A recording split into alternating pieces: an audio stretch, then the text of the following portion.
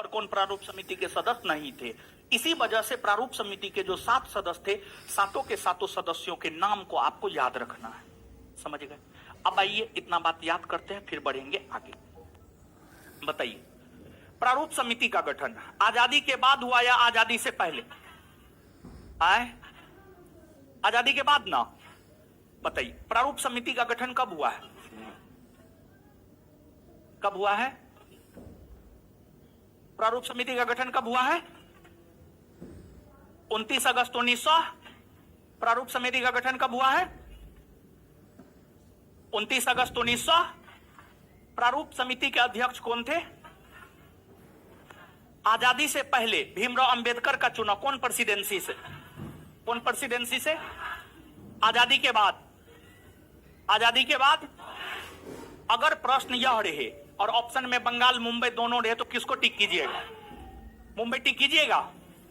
अच्छा, एक बात बताइए, किसके प्रयास से, गौर फरमाइएगा, किसके प्रयास से आजादी के बाद भीमराव अंबेडकर संविधान सभा के सदस्य बन पाए? राजेंद्र प्रसाद।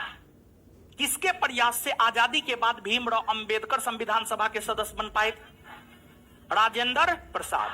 अच्छा, इसके बाद किसके त्यागपत्र देने के कारण, किसके त्यागपत्र देने के कारण आजादी के बाद संविधान सभा के सदस्य डॉक्टर भीमराव अंबेडकर बन पाए? एम.आर. जयकर। एम.आर. बात समझ पा रहे हैं ना? चलिए ठीक है। इसके बाद एम.आर. जयकर ने किसके कहने पर त्यागपत्र दिया? राजेंद्र प्रसाद। एम.आर. जयकर ने किसके कहने पर त्यागपत्र दिया? राजेंद्र प्रसाद। इसके बाद आगे बताइएगा, भीमराव अंबेडकर के अलावे प्रारूप समिति में जो 6 अन्य सदस्य थे उसमें एक कौन है? दूसरा, तीसरा, चौथा, अगला। एन माधवराव किसका स्थान लिया?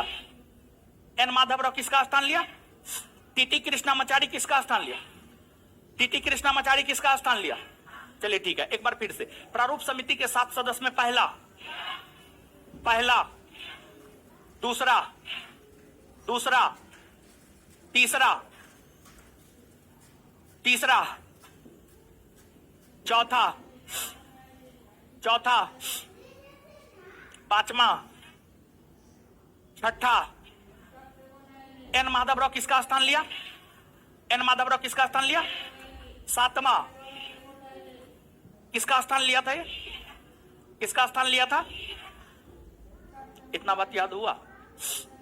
चलिए, इससे आगे अगले क्लास में